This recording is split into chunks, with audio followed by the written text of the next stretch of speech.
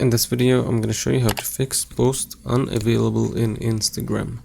So first thing you want to know is that if a post is unavailable, it could be because the poster has placed his account to private, and it also could be because the poster have deleted that post. But if it's unavailable not because of these two reasons, then you might want to check if because it's a Instagram bug, so you might want to update your Instagram. So go out of Instagram and go to Play Store, search for Instagram, and here you want to make sure you update Instagram if it needs updating. So if here, as you see, it doesn't show the update button, that means it's already updated.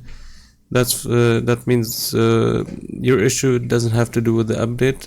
It could be because of some bug inside of Instagram, so you might want to try one last option, which is deleting and reinstalling Instagram, and hopefully this should fix your issue. And that's it. Make sure to leave a like and subscribe.